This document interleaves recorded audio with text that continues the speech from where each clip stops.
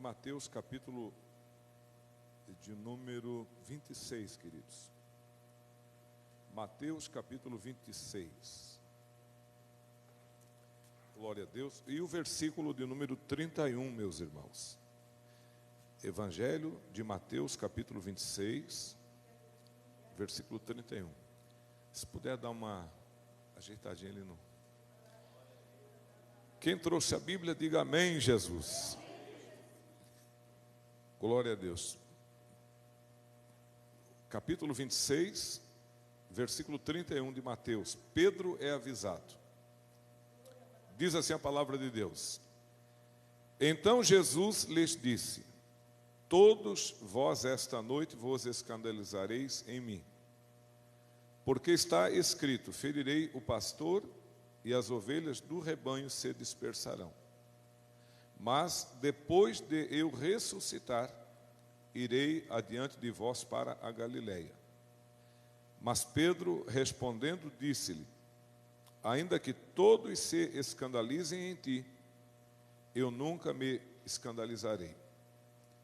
Disse-lhe Jesus: em verdade te digo que nesta mesma noite, antes que o galo cante, 3 vezes me negarás. Disse-lhe Pedro: ainda que me seja necessário morrer contigo, não te negarei. E todos os discípulos disseram o mesmo. Amém? A igreja pode sentar em nome de Jesus. Glória a Deus.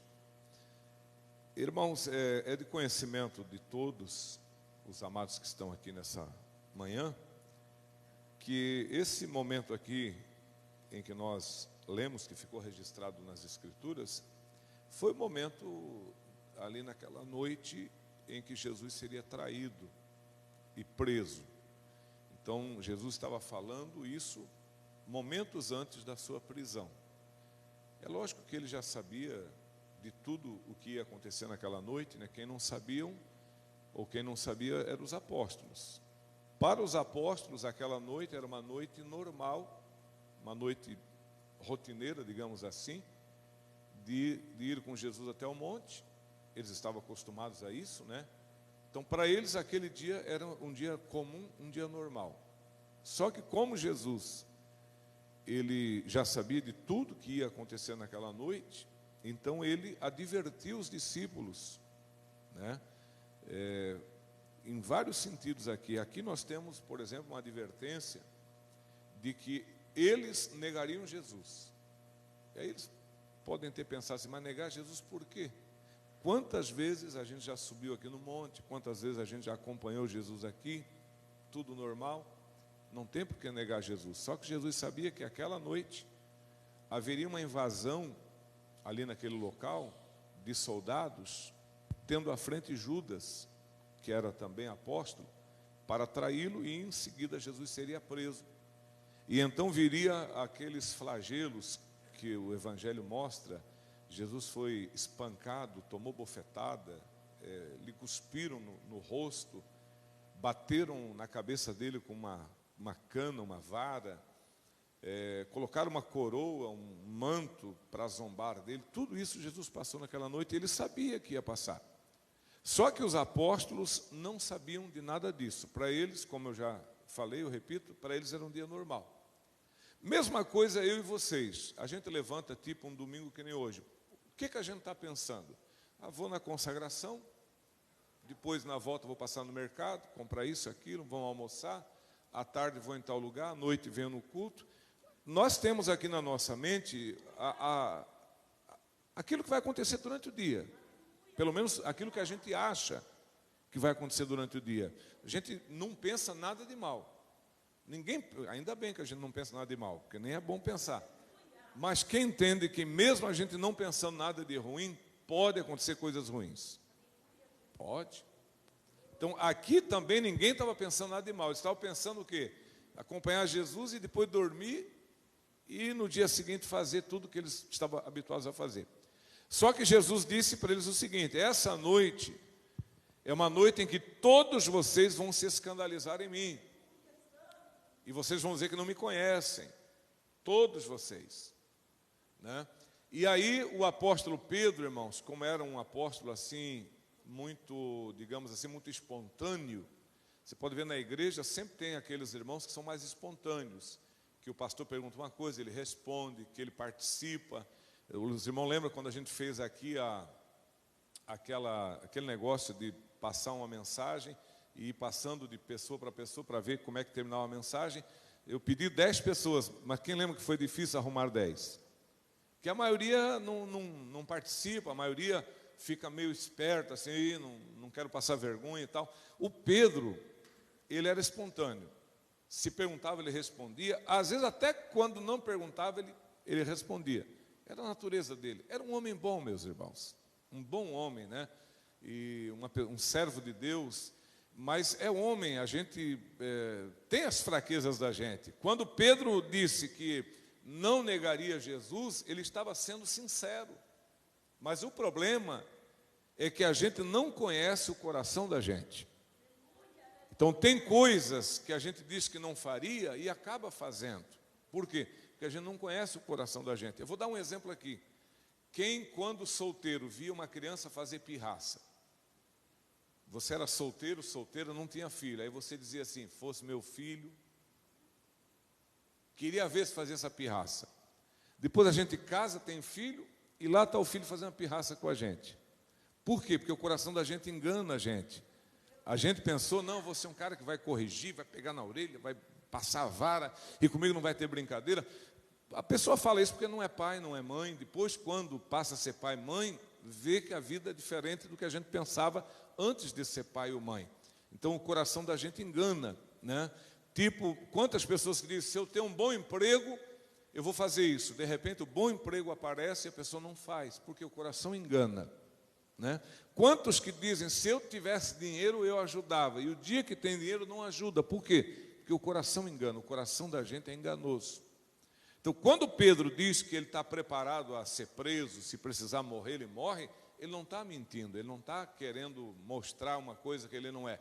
Ele acha que ele é aquilo, só que na verdade ele não é.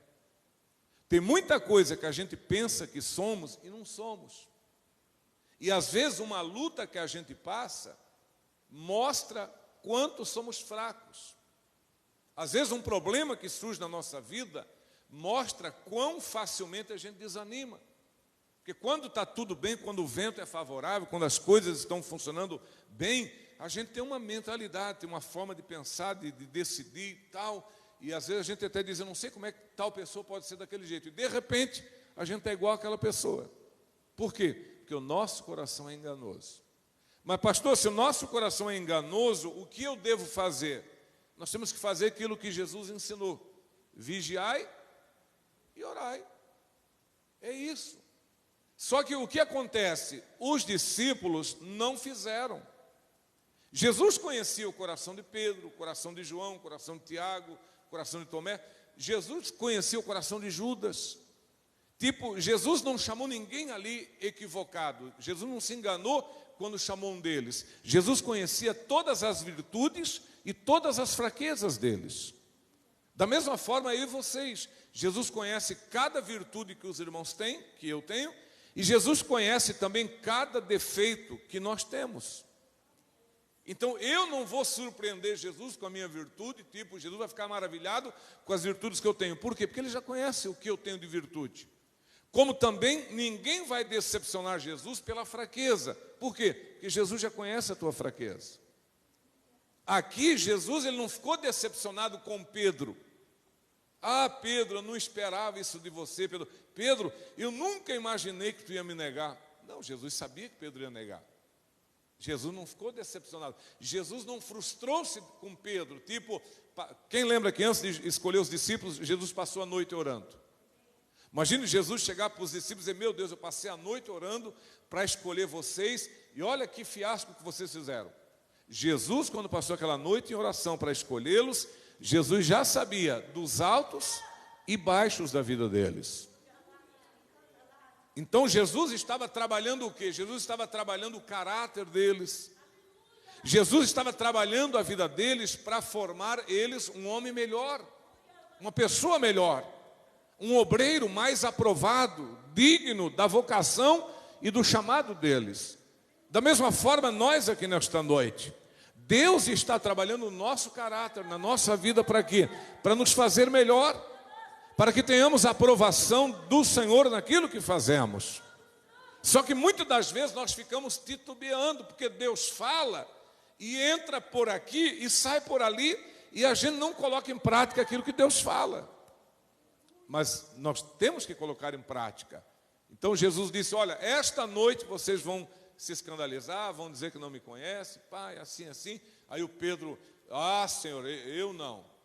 Tipo, o fulano ali, até meio calça frouxa, mas eu aqui, eu sou Pedro, meu sangue aqui é sangue que ferve, sou sanguíneo, né? Pensava ele. Aí Jesus disse, olha Pedro, vou lhe dizer uma coisa, essa noite, antes que o galo cante, 3 vezes você vai me negar, vai dizer que não me conhece.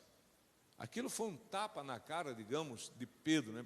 Jesus chegar a dizer na chincha, você essa noite vai me negar 3 vezes, Pedro. Pedro ficou inconformado com aquilo, mas, irmãos, não adianta a gente ficar inconformado, ficar chateado com aquilo que Deus fala, porque Deus sabe o que fala para a gente. Deus sabe. A melhor atitude de Pedro deveria ser, sabe qual? Ir orar. E dizer, Senhor, tenha misericórdia de mim, e que esta palavra dita não se cumpra, mas que eu tenha condições de vencer minha fraqueza. Porque Pedro sabia que Jesus não falava besteira. O homem que dizia para o cego enxerga, e o cego enxerga. O homem que dizia para o aleijado, para o paralítico, levanta, toma a tua cama e vai para casa, e o paralítico levantava.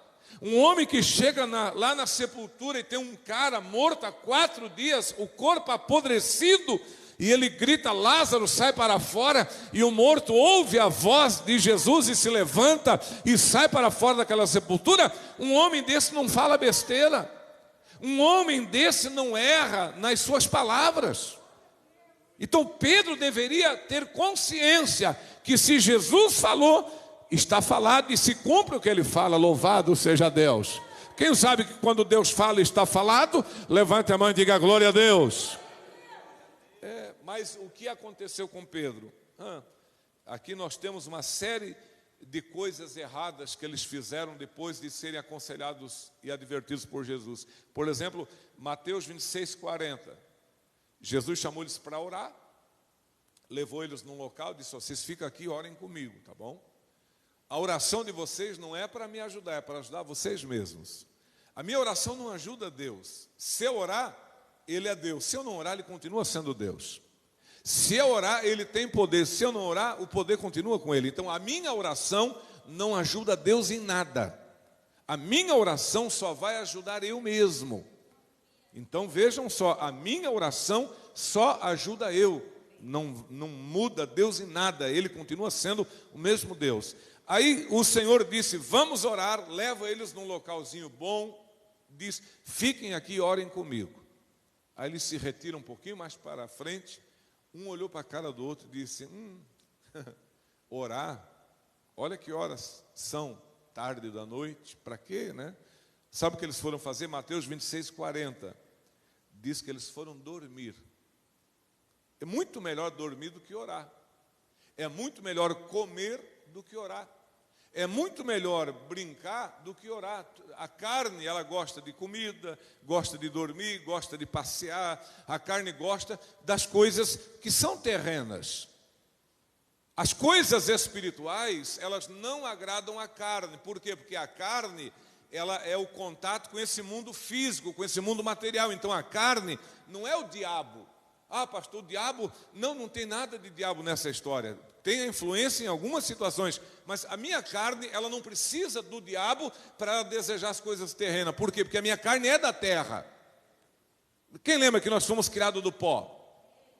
A nossa origem é o pó. Então, se a minha origem é o pó, eu vou gostar das coisas que são daqui. Por quê? Porque eu fui criado do pó e o meu desejo, a minha vontade é para as coisas da terra. Isso é normal. Então eu já tenho uma luta grande contra a minha carne, que quer só as coisas da terra. E aí de quebra, vem o Satanás e dá uma forcinha. Benjamin, para que orar tanto, Benjamin? Benjamin, para que ir para a igreja, rapaz? Vai curtir, vai viver a tua vida, você trabalha um monte, ainda vai perder tempo na igreja. A minha carne, por si própria, por si mesma, ela já quer as coisas da terra. Aí vem o Satanás e dá uma forcinha a mais, tentando fazer com que eu me apegue somente às coisas da terra. E aí o que eu faço? Eu faço que as coisas de Deus fiquem em segundo plano. Tá? Hoje, meus amados irmãos, você pode ver, chega a hora de oração na igreja, você pode ver, as pessoas circulam mais do que oram, sim ou não? Rapaz, dá uma sede, dá uma vontade de ir no banheiro, meu Deus do céu, às vezes a igreja orando, meu Deus, 30 minutinhos de oração que a gente faz durante um culto, isso é quase nada, mas tem pessoas que eles não conseguem ficar 30 minutos orando. E eu não digo aqui pessoas que têm problema de bexiga, pessoas que têm bexiga caída, pessoas que têm diabetes, que urina com bastante frequência. Eu não digo aqui pessoas que têm artrite, artrose, osteoporose, hérnia daqui, hérnia de lá, que a pessoa ajoelha e começa a doer aqui, doer lá. Eu não digo essas pessoas, mas eu digo pessoas jovens, pessoas sadias, pessoas que têm uma saúde perfeita, que têm uma saúde de ferro. Às vezes a pessoa de mais idade com problema no corpo, sentindo alguma dor, ele fica o tempo da oração ajoelhado, e quem tem saúde é quem não fica. Às vezes a pessoa que tem dificuldade para ficar 30 minutos de joelho, né, ela fica mesmo, às vezes, queimando o nervo ciático, doendo a articulação do joelho, sentindo que alguma coisa não está bem no corpo dele, mas ele fica, e às vezes a pessoa que tem condições físicas não fica. O apóstolo Pedro não tinha diabetes, não tinha artrite, não tinha artrose, não tinha nada disso. Mas Pedro quer orar? Pedro quer dormir. Tiago, ele quer orar? Ele quer dormir. João quer orar? Todos dormiram. Não teve um que fez a diferença. Não teve um que chegou lá e disse: gente, pelo amor de Deus, não vamos dormir não. Jesus está orando, pediu para nós orar, vamos entrar em oração com Ele. Todo mundo concordou em dormir, todo mundo aceitou a ideia, foram unânimes. Você pode ver, existe unanimidade na igreja para muitas coisas, mas não existe unanimidade no quê? Na oração, na evangelização, no jejum, na perseverança na doutrina. Você pode ver, tem crente, irmãos, que ele nem parece que é da igreja, vive mais fantasiado do que qualquer coisa, porque falta unanimidade. Você olha Facebook de alguns irmãos da igreja, parece que o cara nem congrega com a gente, porque está todo fantasiado, toda fantasiada, porque não existe unanimidade na doutrina. E muitas das vezes o pastor se obriga a entrar em temas que não haveria necessidade de falar tanto, mas por causa de algumas pessoas, a gente volta naqueles assuntos que não teria necessidade de voltar. Aí alguém diz assim: o pastor é chato, está sem mensagem, aí fica falando isso. Não é sem mensagem, é que tem gente que ele tem que ouvir todo dia, porque se não ouvir, o diabo engana ele. Louvado seja Deus, amém, meus irmãos? Quem compreende, diga glória a Deus. Olha o que diz aqui Atos capítulo 2, veja como a igreja primitiva era unanimidade. Atos capítulo 2, versículo 42, e perseveravam na doutrina dos apóstolos, na comunhão, no partir do pão e nas orações. Quem entendeu, diga glória a Deus. De novo, e perseveravam na doutrina dos apóstolos. O que o apóstolo dizia, irmão, estava dito. Paulo chegou lá em Corinto e disse: olha, gente, a mulher não deve cortar o cabelo. Você acha que as irmãs cortavam? Não cortavam. Paulo chegou lá em Corinto e disse: olha, irmãos, homem não pode ser cabeludo, ter cabelo crescido, tem que ter cabelinho curto. Eles perseveravam na doutrina dos apóstolos. Quem está me entendendo, diga amém, Jesus. João disse: filhinhos, não ameis o mundo e nem o que no mundo há. E a igreja virou as costas para o mundo e olhava para Jesus. Hoje os crentes vão lá no mundo buscar as coisas mundanas e trazer para dentro da igreja. Ah, porque eu achei bonito. Ah, porque eu achei legal. Ah, porque eu gostei. Irmão, não ameis o mundo, nem o que no mundo há. Como é difícil hoje perseverar na doutrina. E perseveravam na doutrina dos apóstolos.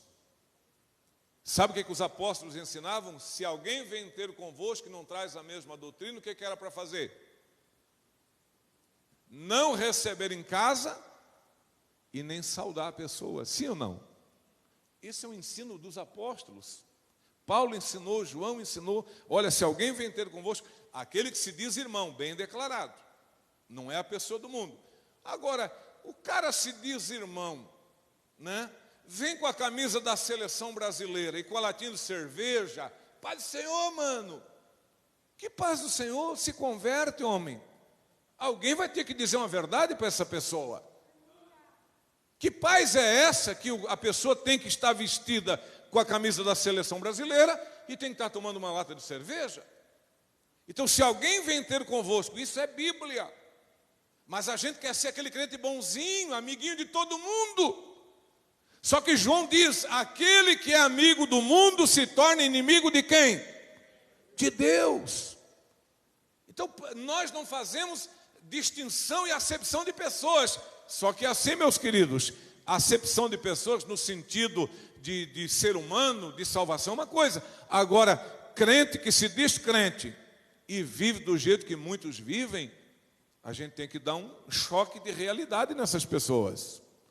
Então, o ensino era esse. Se alguém vem ter convosco e não traz essa doutrina, não recebais em casa. João falou isso ou não falou? Falou ou não falou? Às vezes a gente quer dar uma oferta para ajudar a obra, que sabe Deus que obra que é essa que estão fazendo. Igual tem muitos aí que estão na televisão pregando o evangelho, vendendo sal grosso, vendendo meia. Se tu uma benção, compra um par de meia, aonde tu pisar, Deus vai dar o que é teu. Eu ia pisar logo na tupi lá, para tupi ser minha. Aí o cara compra meia, compra sal grosso, compra rosa ungida, compra não sei mais o que, e compra tijolinho, que é o da construção da casa própria, e paga horrores. Que evangelho é esse? Aí lá na televisão vai o apóstolo, o pastor não sei quem, diz, olha, estou precisando de 1.000 pessoas com R$1.000. Aí dá-lhe contribuir. Mas que obra é essa? Esse é o evangelho de Jesus, o evangelho que vende sal grosso, que vende rosa, que vende aliança para as pessoas dizendo que é aliança com Deus? Irmãos, se alguém vem ter convosco e não traz essa doutrina, não o recebais em casa e não o saudeis, porque quem o saúda tem parte nas suas mais obras, diz o apóstolo João. E ele era chamado apóstolo do quê? Quem lembra? Apóstolo do amor. Ah, mas o João nem deu a paz do Senhor lá para o fulano. Não é o apóstolo do amor? Amor a Deus. Um homem que amava Jesus, um homem que reclinava a cabeça no peito de Jesus. Então, meus irmãos, hoje em dia está tudo complicado, tudo misturado, né, meus irmãos? A gente nem sabe mais quem é crente. Está difícil, viu, meus irmãos? Então, não oraram e foram dormir. Por isso, hoje também nós temos falta de perseverança na igreja, não existe unanimidade. E aqui a igreja primitiva era uma igreja tão boa, né?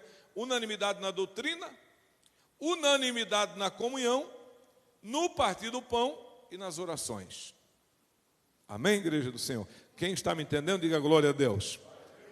Hoje, por exemplo, a gente tem nada com... Não vou nem falar, porque senão tem gente que já vai levar para o outro lado e é terrível. Não, fica quieto, Benjamin, não fala.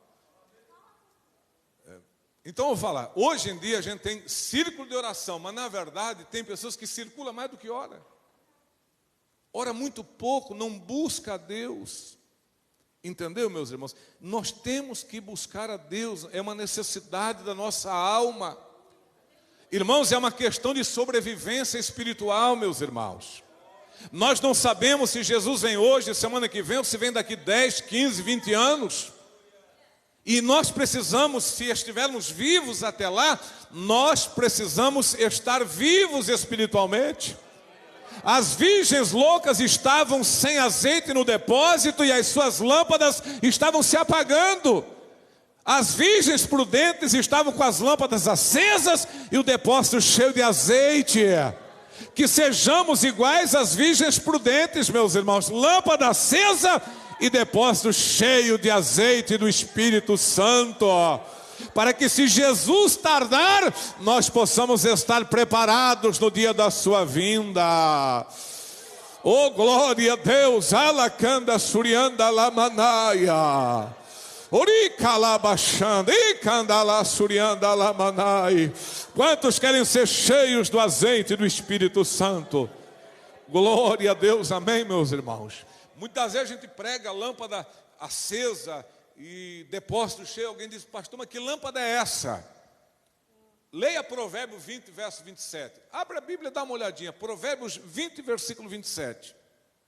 Veja qual é a lâmpada do Senhor, meus irmãos. Veja o que diz aí na sua Bíblia.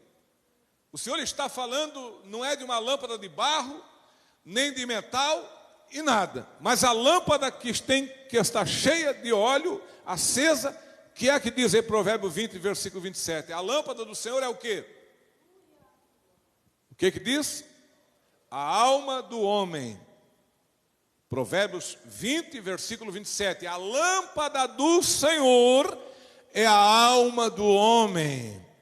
A minha alma tem que estar cheia de azeite, cheia do Espírito Santo, cheia da graça de Deus. A Bíblia diz: não extingais o Espírito, aleluia. Alacanda rabacheia. A igreja precisa estar preparada para o dia da volta do Senhor. Quem sabe que o Senhor virá em segredo, meus irmãos? Quem sabe que o arrebatamento é em segredo? Diga glória a Deus. Primeiro ele começa dizendo: a minha vinda será como ladrão de noite. Você nunca sabe que dia e hora vem o ladrão. Inclusive Jesus disse: se o pai de família soubesse a que vigília da noite o ladrão viria, vigiaria e não deixaria roubar a sua casa. Então ele diz: vigiai e orai, porque o Filho do Homem há de vir como ladrão de noite. Uma hora em que nós não esperamos, uma hora em que tudo parece comum, que tudo parece normal, de repente o céu se abre, o alarido, a trombeta de Deus, a voz do arcanjo, Jesus descendo sobre as nuvens, as sepulturas onde jazem os corpos dos salvos se abrindo, os mortos ressuscitando, transformados em incorruptíveis, os vivos sendo transformados, e ambos subindo a encontrar Jesus nos ares. Oricalabachanda e pandalamastia. Precisamos estar preparados, porque a sua vinda será como ladrão de noite. E uma coisa importante: ladrão, quando vem, ele vem para pegar o que é melhor. Sim ou não, meus irmãos? Ladrão não vem atrás de sapato furado, sandália amarrada com prego, com arame. O ladrão, quando vem, ele vem para pegar o melhor. É por isso que Tito escreveu no capítulo 2, versículo 11, que o Senhor preparou para si um povo especial, zeloso e de boas obras. É esse o povo que Jesus vem buscar, um povo especial, zeloso e de boas obras. É essa a igreja. Qual é a igreja que Jesus vem buscar? É a Cristo é a vida, é a Deus é amor, é a Assembleia de Deus? Não, aqui na Cristo é a vida tem um monte de gente que vai ficar. Na Assembleia de Deus, na Deus é amor, em todas as igrejas tem um monte de gente que vai ficar. Porque ele não vem buscar uma placa denominacional, ele não vem buscar um segmento religioso, ele vem buscar quem? Um povo especial, zeloso e de boas obras. É esses que o Senhor vem buscar. Então faltou para Pedro, faltou para Tiago, faltou para os apóstolos, em vez de dormir, eles deveriam ter orado. Amém, meus irmãos? Então há uma sequência de erros aqui que nós vemos, né? Eu vou até me deter por aqui, mas ainda quero citar o versículo 51 do capítulo 51, Coitado do Pedro, sabe com o que ele quis defender Jesus? Com a espada. Entendeu? Quando ele viu a coisa ficar feia, ele disse, opa, aqui tem café no bule. Passou a mão na espada e cortou a orelha do Malco. E segundo a tradição, diz que o Malco, ele era um jovem sacerdote. Estava se preparando para o sacerdócio. E segundo a lei, o sacerdote ele não podia ter nenhum defeito físico. Inclusive, uma orelha amputada fazia com que ele não pudesse exercer o ministério. Então, quando a orelha daquele jovem caiu no chão, estava caindo o seu ministério, estava caindo os seus sonhos, os seus projetos, a sua vocação ministerial estava caindo por terra ali pela espada de Pedro. Mas Jesus disse a Pedro, guarda a tua espada, porque quem vive pela espada, morre por ela. Jesus junta a orelha do Malco, coloca no lugar, e a orelha do jovem volta perfeitamente ao estado que era. Foi um grande milagre que Jesus operou ali, meus irmãos. E Jesus não estava apenas devolvendo a orelha, a audição do jovem, mas Jesus estava devolvendo o chamado, a vocação, o ministério para o jovem. E aqui nesta manhã o Senhor também vai restaurar não apenas a tua saúde, a saúde física, a saúde financeira, mas o Senhor vai restaurar o teu ministério, ministério da palavra, da oração, do louvor, da música. Deus quer te usar como um vaso maravilhoso nas suas mãos. Aleluia, louvado seja Deus, amém?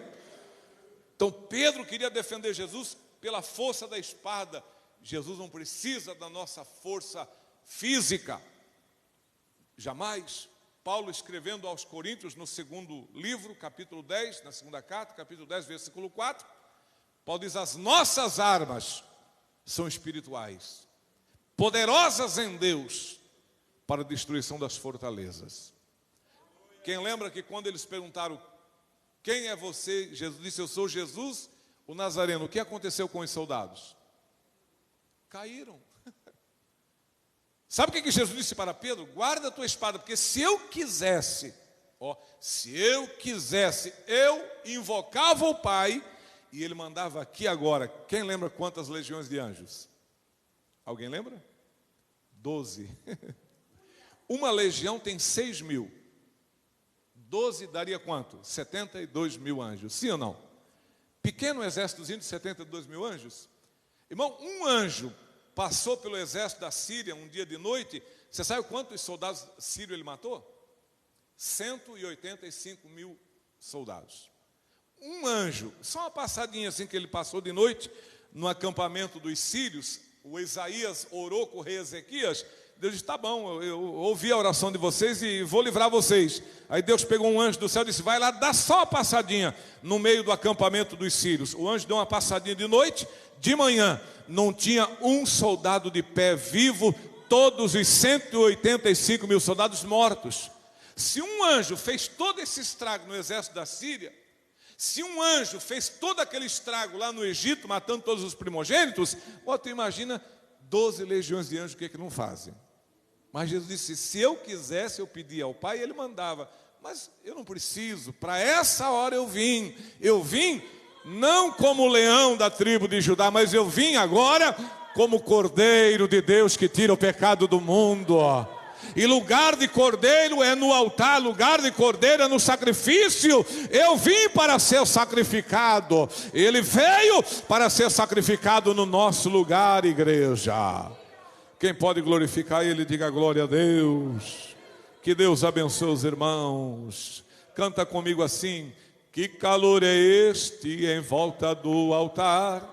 Que calor é este em volta do altar? Que calor é este em volta do altar? É o poder de Deus que está neste lugar. É o poder de Deus. Que calor é este em volta do altar? Que calor é este em volta do altar? Que calor é este em volta do altar? É o poder de Deus que está neste lugar. É o poder de Deus que está. Vamos marchando para a linda terra, Vamos marchando para a terra prometida. Vamos marchando para a linda terra. Vamos marchando para a terra prometida. Eu avistei a linda terra, e esta terra é Canaã. Eu avistei a linda terra, e esta terra é celestial. E esta terra é... Vamos marchando para a linda terra. Vamos marchando para a terra prometida. Vamos marchando para a linda terra. Vamos marchando. Eu avistei a linda terra, e esta terra é Canaã. Eu avistei a linda terra, e esta terra é celestial. E esta terra é celestial. Amém. Glória a Deus. Fiquemos de pé para nós fazer o encerramento nessa manhã. Glória a Deus. Quem está feliz, diga glória a Deus. Vamos fazer a oração da fé com o irmão Mangold aqui nessa manhã. Vamos orar com o servo do Senhor, a oração da fé. Glória a Deus. Quem quer orar com o servo do Senhor, diga amém, Jesus. Irmão Mangold, isso. Vamos orar com o servo de Deus aqui nesta manhã. Após a oração da fé, nós estamos retornando para casa. Pega um alquinho aqui então para... Glória a Deus. Paz do Senhor. Tudo bem?